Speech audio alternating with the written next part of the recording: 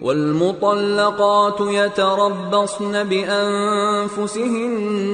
3 قروء ولا يحل لهن أن يكتمن ما خلق الله في أرحامهن إن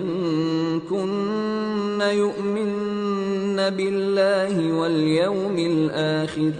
وبعولتهن أحق بردهن في ذلك إن أرادوا إصلاحا ولهن مثل الذي عليهن بالمعروف وللرجال عليهن درجة والله عزيز حكيم۔ اور طلاق والی عورتیں 3 حیض تک اپنے تئیں روکے رہیں، اور اگر وہ اللہ اور روز قیامت پر ایمان رکھتی ہیں تو ان کو جائز نہیں کہ اللہ نے جو کچھ ان کے شکم میں پیدا کیا ہے اس کو چھپائیں، اور ان کے خاوند اگر پھر موافقت چاہیں تو اس مدت میں وہ ان کو اپنی زوجیت میں لے لینے کے زیادہ حقدار ہیں، اور عورتوں کا حق مردوں پر ویسا ہی ہے جیسے دستور کے مطابق مردوں کا حق عورتوں پر ہے، البتہ مردوں کو عورتوں پر 1 درجہ فضیلت ہے، اور اللہ غالب ہے، صاحب حکمت ہے۔ الطلاق مرتان فإمساك بمعروف أو تسريح بإحسان ولا يحل لكم أن تأخذوا مما آتيتموهن شيئا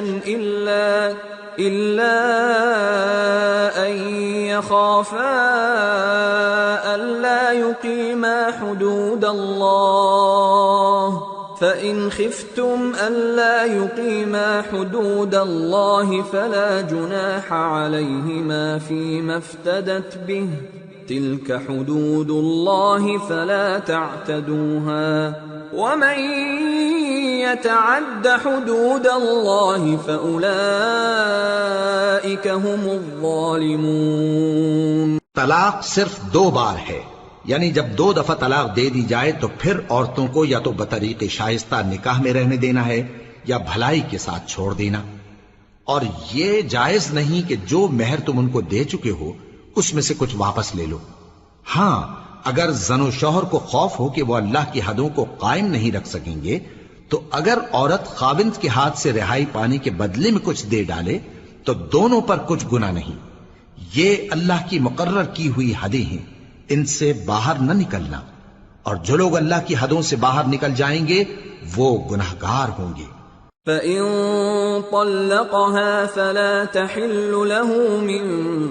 بَعْدُ حَتَّى تَنكِحَ زَوْجًا غَيْرَهُ فَإِن طَلَّقَهَا فَلَا جُنَاحَ عَلَيْهِمَا أَن يَتَرَاجَعَا إِن